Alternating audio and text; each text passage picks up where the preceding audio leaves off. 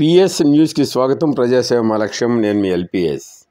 పల్నాడు జిల్లా పెదకూరపాడు నియోజకవర్గం మండల కేంద్రం క్రోసూరులోని వెలుగు కార్యాలయం ఎదురుగా ఉన్న వెంకటేశ్వర స్వామి గుడిలోని విగ్రహాలు పడవేసి కాల్చి ధ్వంసం చేసిన సంఘటన శుక్రవారం రాత్రి చోటు చేసుకోగా శనివారం ఉదయం విశ్వ హిందూ పరిషత్ ఆధ్వర్యంలో సంఘటనా స్థలం వద్ద ప్రధాన రహదారిపై ధర్నా నిర్వహించారు. హిందువుల మనోభావాలకు భంగం వాటిల్లేలా జరిగిన సంఘటనకు బాధ్యులైన వారిని గుర్తించి వారిపై కఠిన చర్యలు తీసుకోవాలని నిర్వాహకులు కోరారు.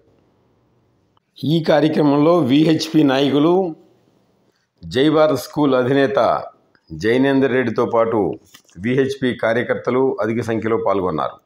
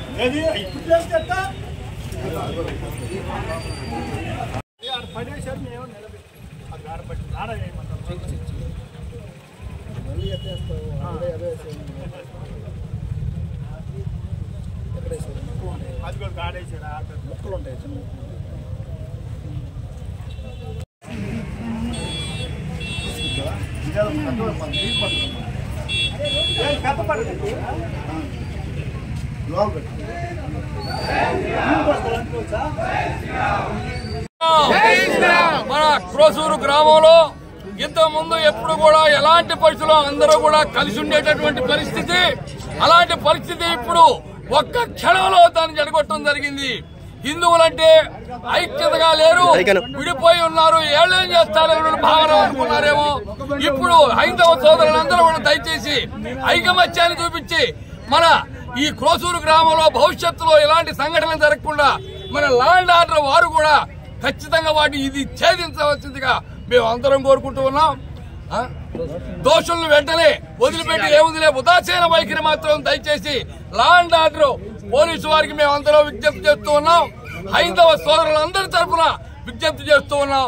దీన్ని ఏదోలే అయిపోయిందని చెప్పి ప్రస్తుతానికి ఆపేయకుండా వెంటనే దీన్ని పూర్తిగా పరిశోధన చేసి ఎక్కడున్నటువంటి కలుగులో ఉన్నటువంటి ఎలుకల్ని ఇవాళ ఒక్కడనుకోవద్దు, రేపు భవిష్యత్తులో ఇదే ఆధారంగా చేసుకొని ఇంకోటి జరుగుతుంది. మరి హిందువులు ఎంతో పవిత్రంగా పూజించేటటువంటి ప్రతి పెళ్లి జరిగేటటువంటి ముందు భాగంలో వచ్చి ఇక్కడ స్వామికి చుట్టూ తిరిగి కొబ్బరికాయ కొట్టిపోయేటటువంటి పరిస్థితిని ఇవాళ ధ్వంసం చేయడం జరిగింది. మరి ఎలా జరిగింది, అది వాళ్ళు ఎంత ఆలోచనతో చేసి ఉంటారు. ఈ ఆలోచనలన్నీ కూడా మీరు గమనించి ఇలాంటి పరిస్థితులు భవిష్యత్తులో జరగడానికి వీల్లేదు.